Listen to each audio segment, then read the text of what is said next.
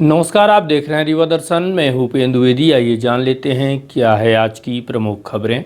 देश दुनिया सहित रीवा में भी मनाया गया युवा दिवस। याद किए गए युग पुरुष स्वामी विवेकानंद। स्वामी विवेकानंद की 158वीं जयंती पर शहर में निकाली गई विशाल रैली, आयोजित की गई कायस्थ समाज द्वारा संगोष्ठी। किसान बिल के विरोध में कांग्रेस पार्टी का किसान महासम्मेलन। पद्मधर पार्क में बड़ी संख्या में शामिल हुए किसान व अन्य लोग। और दिव्यांगजनों की मदद के लिए आयोजित सामाजिक अधिकारिता शिविर, दिव्यांगों को वितरित किए गए आवश्यक इक्विपमेंट। इन खबरों को आगे हम विस्तार से देखते हैं।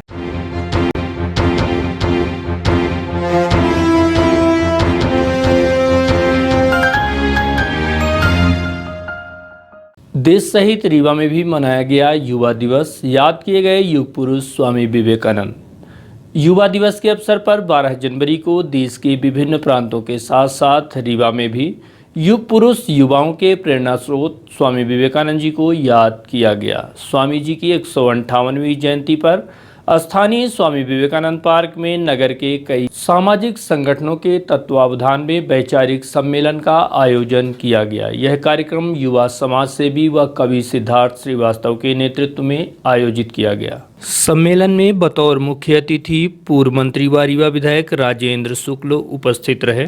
वहीं Rewa collector doctor Ilaiya Raja T के अलावा इस अवसर पर कांग्रेस नेत्री व समाज सेवी कविता पांडे समेत अन्य नगर भर के गणमान्य जन व समाज सेवी मौजूद रहे। आयोजित वैचारिक सम्मेलन अवसर पर पूर्व मंत्री व रीवा विधायक श्री शुक्ल समेत collector doctor Ilaiya Raja T ने देश के प्रेरणा स्रोत व युवाओं के मार्गदर्शक स्वामी विवेकानंद जी की 158वीं जयंती अवसर पर उन्हें याद करते हुए उनके कृतित्व एवं व्यक्तित्व पर विस्तार से प्रकाश डाला। कहा गया रामकृष्ण मिशन विद्यालय तमिलनाडु का ना मैं स्टूडेंट हूँ। सो हम लोग लगातार उनके ना बहुत सारे चीज़ें हैं। जब स्वामी विवेकानंद का हम पढ़ेंगे तो मुझे लग रहा है मतलब अपने आप में तो विचारों का ना साहर है और एक आधुनिक दुनिया को कैसे एक प्रोड्यूस करना है उसके लिए मतलब सब चीज़ें उनके हैं। उन्होंने अपना ऑलरेडी सपना है ना देख चुके हैं। उस सपना को हमको साकार करने में हम लोग लगे हुए हैं।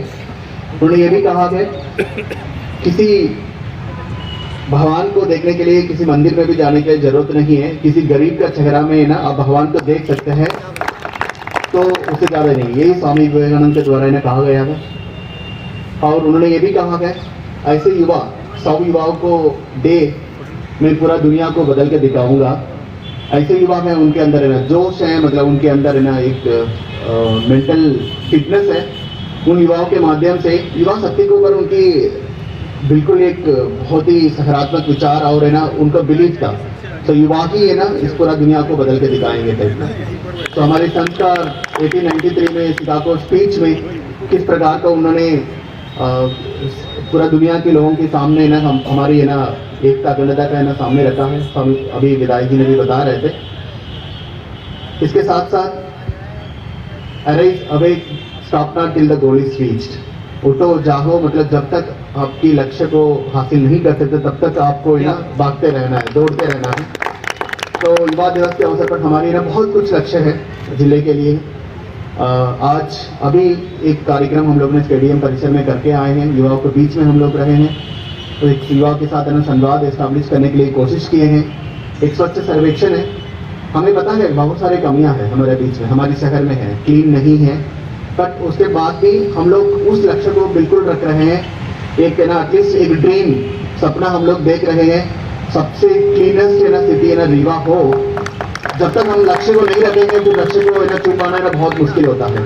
बट आप लोग देख रहे होंगे लगातार पिछले 1-2 महीने से हम लोग इसके लेकर ना काम कर रहे हैं। ये मेरी छोटी सी कोशिश थी कि एक वैचारिक सम्मेलन आयोजित करें। मैं सिद्धार्थ श्रीवास्तव, सामाजिक कार्यकर्ता। हमने देखा कि विवेकानंद जी की जयंती पर बहुत सारे अन्य कार्यक्रम होते हैं। योग नमस्कार होता है, सब बहुत अच्छी चीज़ें हैं, सूर्य नमस्कार, योग पे कार्यक्रम। लेकिन जिस विचार को लेकर विवेकानंद जी ने ताउम्र जिया, 39 साल की उम्र में उन्होंने अपना देह त्यागा, लेकिन उन्होंने क्या विचार दिया ये युवा पीढ़ी को जानना आवश्यक था।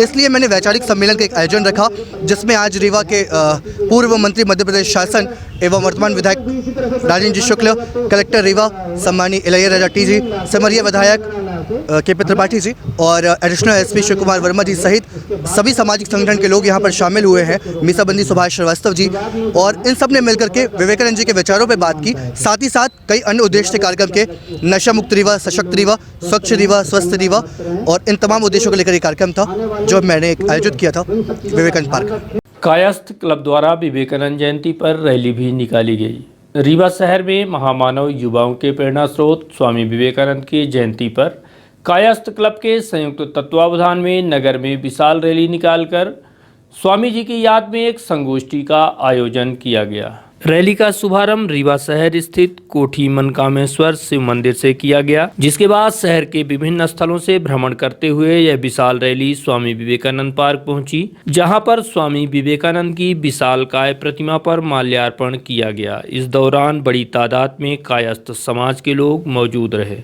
वहां से पुनः रैली उत्सव राजविलास पहुंची, जहां पर रैली का समापन किया गया। साथ ही वहीं पर एक बृहद संगोष्ठी का भी आयोजन किया गया।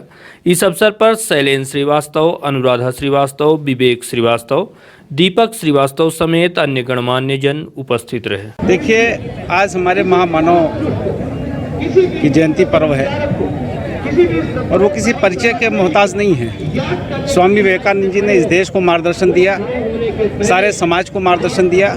चूँकि वो कायस्थ कुल गौरव हैं, इसलिए हमारे यूथ ने, हमारे कायस्थ क्लब के साथियों ने उनकी जयंती मनाने का कार्यक्रम रखा। क्योंकि महापुरुष हैं, महापुरुषों के हमारे नौजवान उनको याद करेंगे, उनके चरित्र को याद करेंगे और याद करके उनको सीख लेने के बाद अपने समाज और देश को मजबूत करने का काम करेंगे। हमारे जयंती का मेन उद्देश्य ये है। जी, आज जो है जो हमारे युवा साथियों ने स्वामी विवेकानंद जी की नमन करते हुए और उन्होंने रैली निकाली है। इसके बाद संगोष्ठी कार्यक्रम का आयोजन किया गया है। जी की जयंती के अवसर पर यहाँ इकट्ठा हुए हैं। ये बहुत ही हर्ष का विषय है कि हमारे सभी कायस्थ बंधु और बहनें सब यहाँ हमारे साथ में हैं और सब एक स्वर में सब साथ रहने का नारा लगा रहे हैं। और स्वामी विवेकानंद जी का भी वो था कि हम जब सब साथ में रहेंगे तभी हमारी एकता को बल मिलेगा और कोई ताकत ऐसी नहीं है जो हमको तोड़ पाएगी और हमको संबल मिलेगा। पद्मधर पार्क में कांग्रेस पार्टी का महासम्मेलन। कांग्रेस के वरिष्ठ नेताओं ने की शिरकत। भाजपा की केंद्र व राज्य सरकार पर जमकर साधा निशाना। कहा, अंग्रेजों से भी बदतर है भाजपा सरकार। देश की भाजपा सरकार द्वारा लाए गए कृषि बिल के विरोध में 12 जनवरी मंगलवार को रीवा शहर के पद्मधर पार्क स्थित कांग्रेस पार्टी का विशाल किसान सम्मेलन संपन्न हुआ। आयोजित किसान सम्मेलन में पूर्व नेता प्रतिपक्ष अजय सिंह राहुल भैया के अलावा पूर्व मंत्री कमलेश्वर पटेल, राज्यसभा सांसद राजमणि पटेल, जिला पंचायत अध्यक्ष अभय मिश्रा, पूर्व रीवा सांसद प्रत्याशी सिद्धार्थ तिवारी राज, जिला कांग्रेस कमेटी अध्यक्ष त्रियुगी नारायण शुक्ल भगत के अलावा शहर अध्यक्ष गुरमीत सिंह मंगू, पूर्व विधायक सुखेंद्र सिंह बन्ना समेत पूर्व सांसद देवराज सिंह के अलावा बड़ी तादाद में कांग्रेसी नेता मौजूद रहे। किसान सम्मेलन के माध्यम से कांग्रेस पार्टी ने अपनी एकता का बेहतर प्रदर्शन किया है। साथ ही देश की मोदी सरकार के साथ ही प्रदेश सरकार पर जमकर हमला बोला और भाजपा सरकार की तुलना अंग्रेजों से भी बदतर बताते हुए की गई। सम्मेलन में बतौर मुख्य अतिथि कांग्रेस के दिग्गज नेता व पूर्व नेता प्रतिपक्ष अजय सिंह राहुल भैया ने शिरकत की और वर्तमान के हालातों को लेकर चिंता व्यक्त की और कहा कि देश की आज़ादी से भी कठिन लड़ाई अब वर्षों बाद फिर से देश की जनता को लड़नी पड़ रही है और इसकी बड़ी आवश्यकता भी वर्तमान में भाजपा की सरकार ने निर्मित कर दी है। इसके अलावा श्री सिंह ने देश में विभिन्न प्रांतों के किसानों द्वारा किए जा रहे 50 दिन से अधिक के आंदोलन को लेकर भी सरकार पर कई सवाल खड़े किए और भाजपा सरकार पर चुटकी साधते हुए कहा कि भाजपा इतिहास बदलने में भी माहिर है। यही नहीं, श्री सिंह ने इसके अलावा कई आरोप भाजपा पर लगाए। आइए हम सीधे सुनाते हैं श्री सिंह ने क्या कहा। 3.5 घंटा से हम बच्चे हर पूर्वकता से किसानन के समस्या से लेके और देश के हालात आज का बन गए हैं वो के बारे में चर्चा और बोधन सुने। हमारा के जो पूर्वज आज़ादी की लड़ाई लड़त रहे, शायद वो कल्पना न कीन हुई कि 72 साल बाद एक दूसरी आज़ादी की लड़ाई हिंदुस्तान की जनता के सामने आई। ये साधारण चीज न हो, दिल्ली के सरहद पर 50 दिन से ऊपर डेरा डाले हैं। एक पीछे सोच का है, यह सरकार की सोच का है। अभी भगत जी बड़े विस्तार से चंपारण से लेके सब उदाहरण दी, कंपनी के पीछे एक उदाहरण दी जो एक रोज में नहीं बनाई गई नहीं। तो इस आज की भारतीय जनता पार्टी के नेता चाहे कि जब पहला न बहने वही तबू कही दे कि भाकरा रंगन वही बनाई रहा। इतिहासों बदले के बहुत काबिल है वो बच्चे, लेकिन इतिहास बदला नहीं जा सकता है, तोड़ मोड़ नहीं की जा सकता है। खुद के शांति के लिए चाहे कुछ कहें, लेकिन एक पीछे सोच का है इन सब कानून की। भारतीय जनता पार्टी के जो मूल उद्देश्य है वह को और दूसरा चलावट, वो आरएसएस के जो विचारधारा के लोग हैं उनका सबसे पहली किताब में लिखा है कि तुम राज तभी कर सकते हैं जब 95% जनता गरीब हो, और यदि 95% जनता गरीब हो तब तुम्हारी हुकूमत चलत रही। और यह वजह है कि भारतीय जनता पार्टी की सरकार वह रास्ता में चल रही है। जवाहरलाल नेहरू जी इतनी बड़े बड़े उद्योग स्थापित की, वो कौड़ियन के मूल में बिक गए। अबे सुन रहे हैं कि बीपीसीएल हिंदुस्तान के तीसरे चौथे नंबर कंपनी है, वो बिके के कगार में है। कुछ दिन बाद स्टेट बैंक इंडियन ऑयल बिक जाएगी यदि इनकी मंशा रही। अंग्रेज हमें अपना के ऊपर हुकूमत कैसे की? अंग्रेज हुकूमत की बंटवारा से, बंटवारा के साथ साथ हमें आर्थिक रूप से कमजोर करके।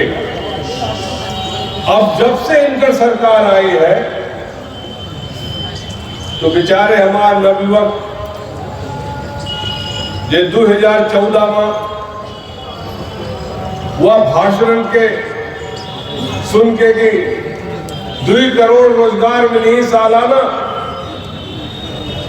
15 लाख रुपया मिली हर आदमी के खाता में,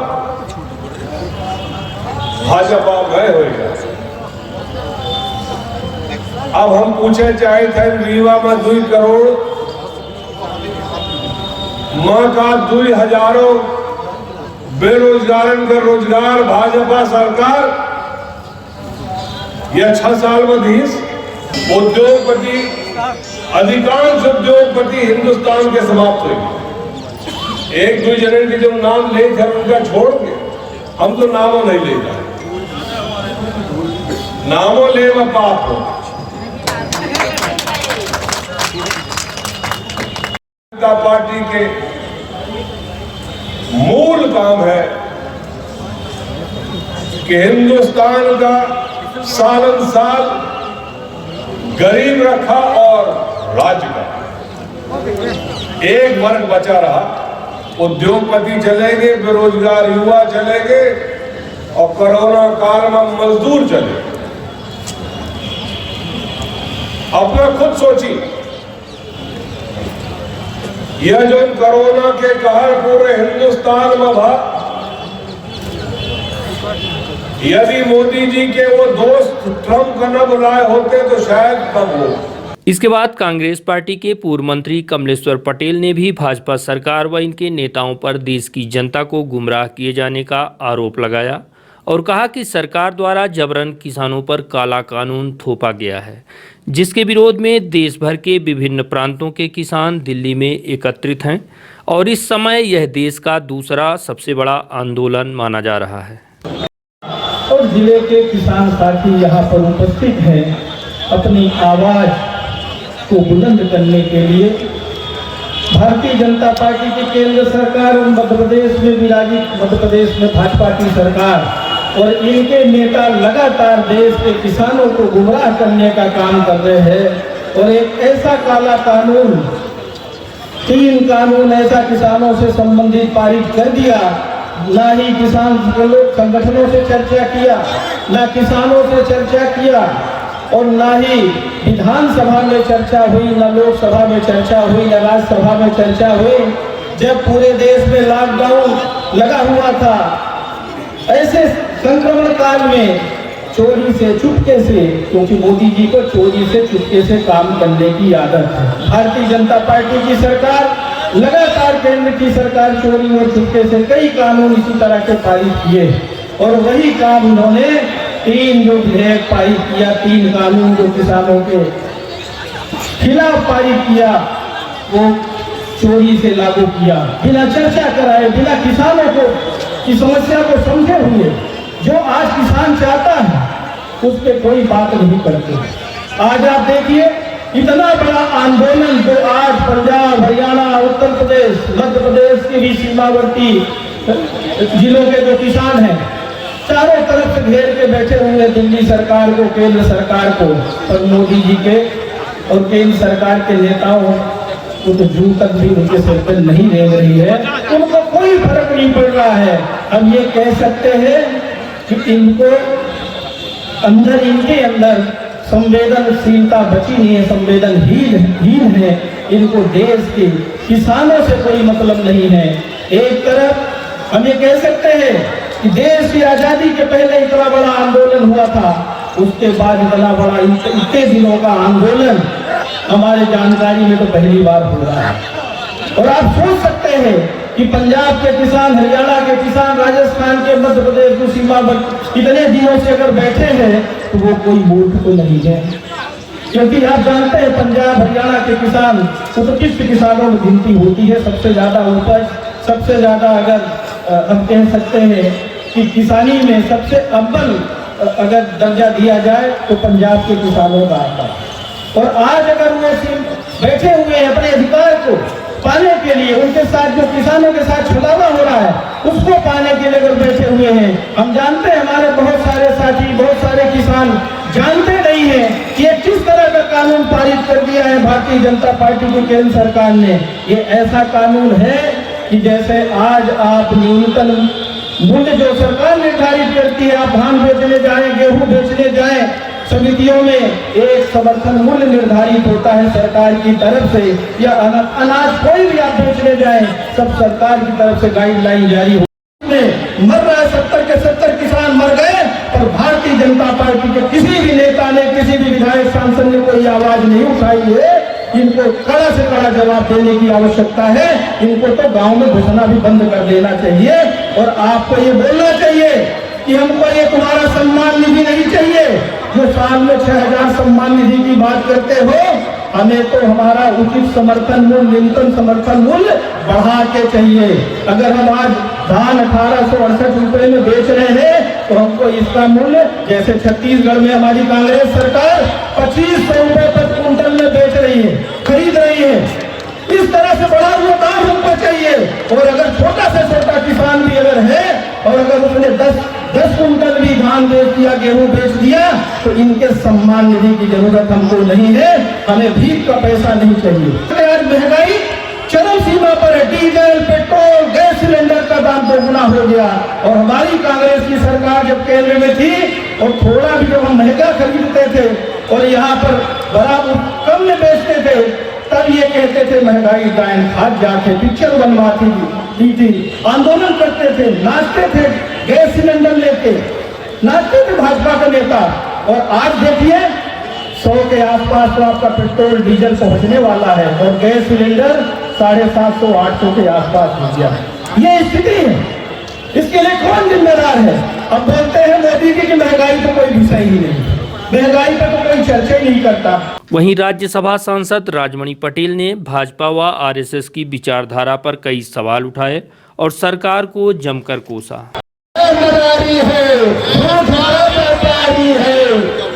ऐसा कोई बचा नहीं, ऐसा कोई बचा नहीं। गद्दार नजर आते हैं, गद्दार नजर आते हैं। अरे जब जरूरत है इस देश को रहोगे तो किसानों ने दिया, अब इन गद्दारों को ही किसान गद्दार नजर आता है, गद्दार नजर आता है। साथियों, यह जो परिस्थितियां निर्मित हुई है, 3 काले बिल लाए गए हैं, ये अचानक नहीं आए। हम लोग ये समझते हैं कि अचानक मोदी जी लाए हैं, इसको अचानक नहीं आए हैं। ये भारतीय जनता पार्टी इस विचारधारा की पोषक है।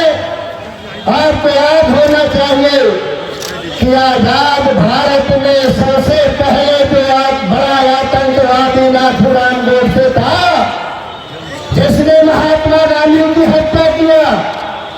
उस गोडसे की विचारधारा को पूजने वाली भारतीय जनता पार्टी है, उसका मंदिर बनाने वाली भारतीय जनता पार्टी है। और जो इस तरह से आतंकवादी की पूजा करने वाली विचारधारा हो सकती है, वो विचारधारा इस देश के किसानों और गरीबों की हित से हो नहीं सकती है। वे अपने आप में सिद्ध है। आज मोदी जी के सामने मजबूरी है। ये तो आरएसएस के और मोहन भागवत के ये तो पालतू तोते हैं, जिनको मोदी और अमित शाह के रूप में जानते हैं। और इनकी जान कहाँ है? इनकी जान अदानी और अंबानी में है। इस चीज को समझने का प्रयास करें साथियों। आज 162 लाख करोड़ रुपए का कर्जा सरकार पर है। सरकार ने देश की सारी संपत्तियों को बेच रहे हैं, बेच डाला। उद्योग धंधे ठप हो रहे हैं। इनके पास इनको पैसा चाहिए अपने आप भगत करने के लिए, दिखाने के लिए, प्रचार के लिए, दौरा करने के लिए। इनको पैसा चाहिए। पैसा कौन दे? पैसा इस देश का किसान दे नहीं सकता है। पैसा इस देश का वो पूंजीपति देगा जिनके लिए भारतीय जनता पार्टी काम करना चाहिए। और उसी तरह से जिस तरह अंग्रेज आए थे, उन्होंने ईस्ट इंडिया कंपनी का नारा दिया था और ईस्ट इंडिया कंपनी के माध्यम से इस देश को गुलाम बनाया था। आज फिर उसी तरह से Bharatiya Janata party double India company बना करके इस देश के गुलाम बनाना चाहती है, इस देश के किसान को कंगाल बनाना चाहती है। वे कहना चाहता है। इनके अलावा स्थानीय स्तर के भी नेताओं ने किसान बिल के विरोध में जमकर हल्ला बोला। अलग तौर में बोल रहा हूं मैं, शुभकामनाएं, क्योंकि मैं आपसे सवाल पूछना चाहता हूं कि जिस देश में उसके प्रधानमंत्री के कारण 70 किसान मौत के घाट उतार दिए जाते हैं, क्या कोई शुभ अवसर हो सकता है? क्या यह शुभ अवसर है? आपसे सवाल पूछना चाहता हूं मैं।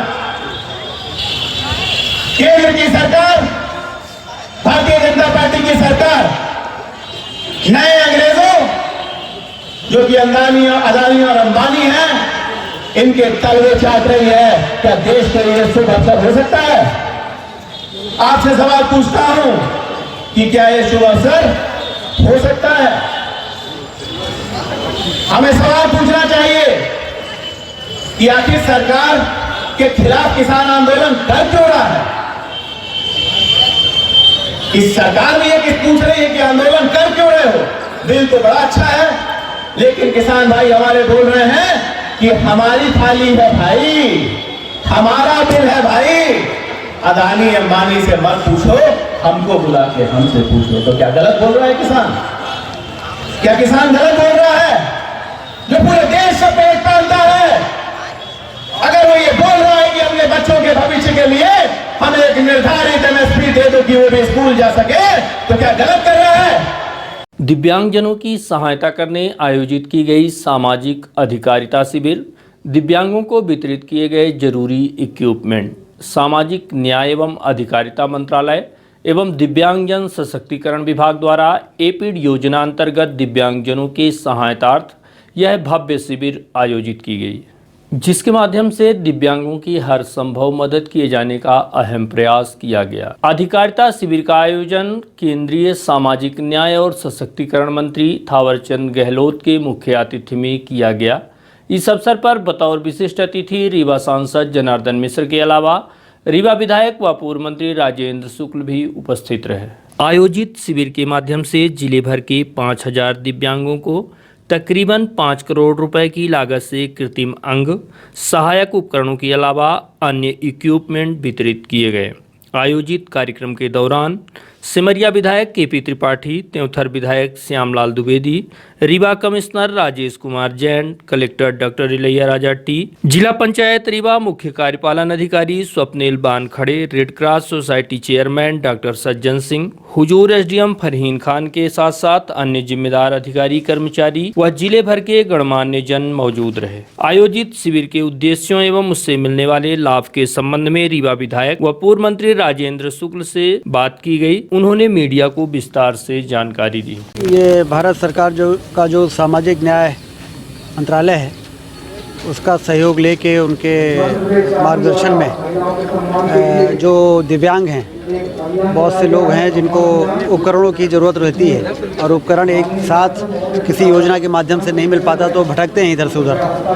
तो इसके लिए हमारे सांसद जी ने पहल किया। केंद्रीय मंत्रालय से उन्होंने केंद्रीय मंत्री से बात करके यहाँ पर शिविर लगाए। लगभग 14,000 लोगों का रजिस्ट्रेशन हुआ था, जिसमें से 5,700 लोग ऐसे पाए गए जिनको सहायक उपकरण वितरित करना है।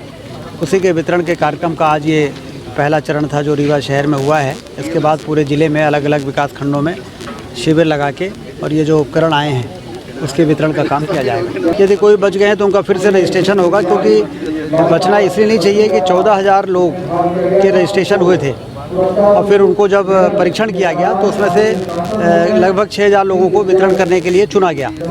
तो उसका कार्यक्रम चल रहा है, लेकिन ये सतत प्रक्रिया है। आगे और लोग भी आते हैं जो पिछले रजिस्ट्रेशन में नहीं पहुंच पाए, उनका रजिस्ट्रेशन होगा और फिर उनको भी उपकरण उपलब्ध हो, इसके लिए कार्रवाई होगी। विधि महाविद्यालय में मनाई गई विवेकानंद जयंती। शासकीय विधि महाविद्यालय रीवा में स्वामी विवेकानंद की जन्म जयंती एवं युवा दिवस के अवसर पर एक ऑनलाइन संगोष्ठी का आयोजन किया गया, जिसमें मुख्य वक्ता के तौर पर अवधेश प्रताप सिंह विश्वविद्यालय के समन्वयक राष्ट्रीय सेवा योजना डॉक्टर CM तिवारी एवं डॉक्टर ब्रजेशधर द्विवेदी के अलावा अन्य प्राध्यापक व छात्र मौजूद रहे। इनके अलावा कार्यक्रम में प्राचार्य डॉक्टर योगेंद्र तिवारी, डॉक्टर भोला प्रसाद साहू, डॉक्टर राहुल शर्मा समेत अन्य महाविद्यालय के प्राध्यापक एवं स्टाफ मौजूद रहा। मनाया गया डॉक्टर काउंट सीजर का 112वां जन्मोत्सव।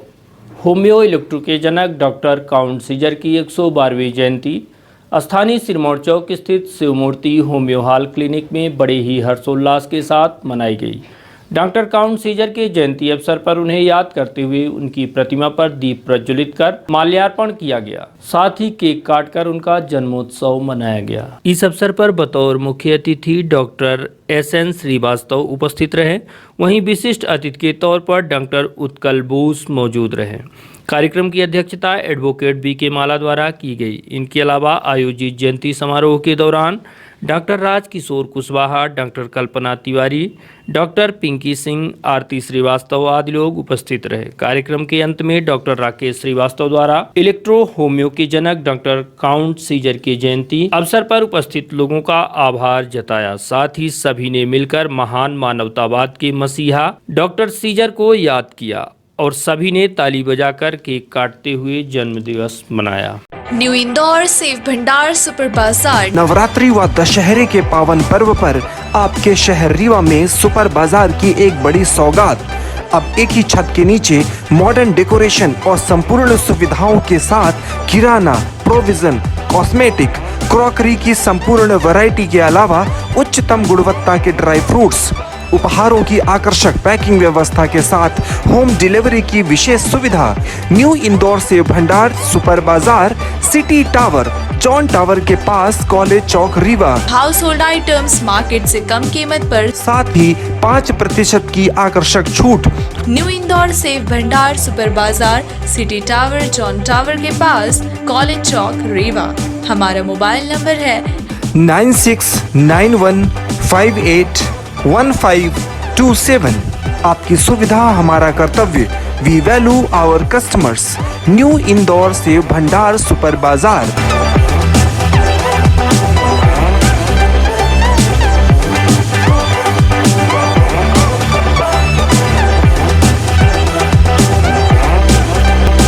अधिवक्ताओं के हित में प्रधानमंत्री के नाम संबोधित रीवा कमिश्नर को सामाजिक कार्यकर्ता व वरिष्ठ अधिवक्ता बीके माला द्वारा ज्ञापन सौंपा गया है। सौंपे गए ज्ञापन के माध्यम से श्री माला ने देश के प्रधानमंत्री नरेंद्र मोदी का ध्यान आकृष्ट कराया है और कोरोना काल जैसी घातक महामारी के बीच इस संकट की घड़ी में जहां देश की पूरी अर्थव्यवस्था पर इसका गहरा असर पड़ा है, वहीं अधिवक्ताओं पर भी इसका बुरा प्रभाव देखा जा रहा है। ऐसे में अधिवक्ताओं के हित में प्रधानमंत्री अधिवक्ता कल्याण योजना संचालित कर उनकी आर्थिक मदद किए जाने की मांग की गई है। साथ ही उन्होंने केंद्र के साथ साथ राज्य सरकार व बार काउंसिल ऑफ इंडिया से आग्रह किया है कि अधिवक्ता व उनके परिवारों के हित में पेंशन समेत अन्य सुविधाएं उपलब्ध कराई जाएं। हमने माननीय प्रधानमंत्री श्री नरेंद्र मोदी जी को संबोधित माध्यम द्वारा आयुक्त रीवा संभाग रीवा को ज्ञापन पत्र सौंपा है। उस ज्ञापन पत्र में हमने माननीय आयुक्त महोदय जी से निवेदन किया है कि हमारे समूचे देश में और मध्य प्रदेश में जो कोरोना काल के साथ साथ अधिवक्ताओं की स्थिति है वो बड़ी दयनीय स्थिति है। ऐसी स्थिति में आज हर व्यक्ति को पेंशन मिल रही है। जो पारितोषिक रिम्यूनरेशन है वो सामान्य स्तर में हर व्यक्ति को जीविकोपार्जन के लिए मिल रहे हैं, पर मात्र अधिवक्ता ही समूचे देश में ऐसे हैं जिनके लिए यदि कहीं से कोई ऐसा व्यवसाय धंधा उपयोग नहीं कर पाते हैं या नहीं चल पाता है या उनके अधिवक्ता प्रैक्टिस नहीं चल पाती है, वह जीविकोपार्जन के संसाधन उपलब्ध नहीं हो पाते हैं, तो ऐसी परिस्थिति में उनके जीवन जीने के लिए, उनके पुनर्वास, उनके स्वास्थ्य, तमाम ऐसी व्यवस्था को दृष्टिगत रखते हुए उनके पास दयनीय स्थिति निर्मित हो जाती है। तो हमने माननीय देश के प्रधानमंत्री श्री नरेंद्र मोदी जी से अनुरोध किया है ज्ञापन पत्र के माध्यम से कि ऐसी स्कीम प्रारंभ की जानी चाहिए जिसमें अधिवक्ताओं का हित होना चाहिए, जिसमें अधिवक्ताओं के लिए कल्याणकारी स्कीम प्रधानमंत्री अधिवक्ता कल्याण योजना PMAWS प्रारंभ किए जाने का हमने अनुरोध किया है। उसमें हमने निवेदन किया है कि अधिवक्ताओं के लिए केंद्र सरकार अधिवक्ताओं के लिए चिंतन किया जाना चाहिए, जिसमें प्रधानमंत्री अधिवक्ता कल्याण योजना प्रारंभ की जानी चाहिए। साथ में केंद्र सरकार, राज्य सरकार एवं बार काउंसिल की सहभागिता से एक फंड बनाया जाना चाहिए जिसमें 40% केंद्र सरकार, 30% राज्य सरकार एवं बार काउंसिल ऑफ इंडिया सभी राज्यों की बार काउंसिल 30% का अंश मिला के एक फंड बनाया जाना चाहिए जिसमें अधिवक्ताओं के हित में किया जाना चाहिए। साथ में अधिवक्ताओं के पुत्र, पत्नी व अन्य बच्चों को जो अविवाहित हैं उनके लिए इस प्रकार की शुल्क की मदद की जानी चाहिए। यदि कोई अधिवक्ता 60 साल की उम्र या 35 साल की उपरांत वकालत करने में सक्षम नहीं है या बंद करना चाहते हैं या अपना लाइसेंस सरेंडर करना चाहते हैं, उनके लिए पेंशन योजना प्रारंभ की जानी चाहिए जिसमें 10,000 रुपए की राशि प्रदान की जानी चाहिए। यदि किसी अधिवक्ता के आकस्मिक मृत्यु हो जाए तो उसके परिवार को एक मुश्त 7 लाख से 10 लाख की राशि प्रदान की जानी चाहिए। इस संदर्भ में हमने एक ज्ञापन पत्र माननीय नरेंद्र मोदी जी प्रधानमंत्री भारत सरकार को पत्र प्रेषित किया है। इसके संदर्भ में आयुक्त महोदय जी ने इस पत्र को गंभीरता से लेते हुए इस ज्ञापन पत्र को सचिव विधि विधायी विभाग मंत्रालय वल्लभ भवन भोपाल को एक पत्र प्रेषित किया है। इस पत्र के माध्यम से यह पत्र पहुंच गया है। ज्ञापन पत्र माननीय आयुक्त महोदय ने यह पत्र की प्रतिलिपि हमें भी दी है और इसके माध्यम से यह सचिव विधि विधायी विभाग मंत्रालय वल्लभ भवन पहुंचा है। वहां यह पत्र रजिस्टर्ड हुआ है। वहां से दूरभाष क्रमांक के माध्यम से हमें सूचना भी प्राप्त हो चुकी है और हमारा अनुरोध है कि समस्त समूचे देश में अधिवक्ताओं के हित में ये कार्य किया जाना चाहिए, ताकि अधिवक्ताओं को भी जो पारितोषिक है, रिम्यूनरेशन है, वो मिलना चाहिए। ये स्कीम के माध्यम से जो माननीय प्रधानमंत्री उचित समझे इस पर विचार करना चाहिए। आज देश में सबसे बड़ी दयनीय स्थिति अधिवक्ताओं की होती जा रही है। इस संदर्भ में जो निरंतर देश हित, समाज हित या सामाजिक कार्य में अनवरत कार्य कर रहे हैं, विधि में कार्य कर रहे हैं, तो इसके लिए हित में प्रयास किया जाना चाहिए। इस संदर्भ में हम अधिवक्ताओं के हित में ऐसा ज्ञापन दे रहे हैं, इसलिए कि अधिवक्ता हम हैं इसलिए नहीं, बल्कि सामाजिक हितों को लेकर लगातार इस विषय को उठा रहे हैं।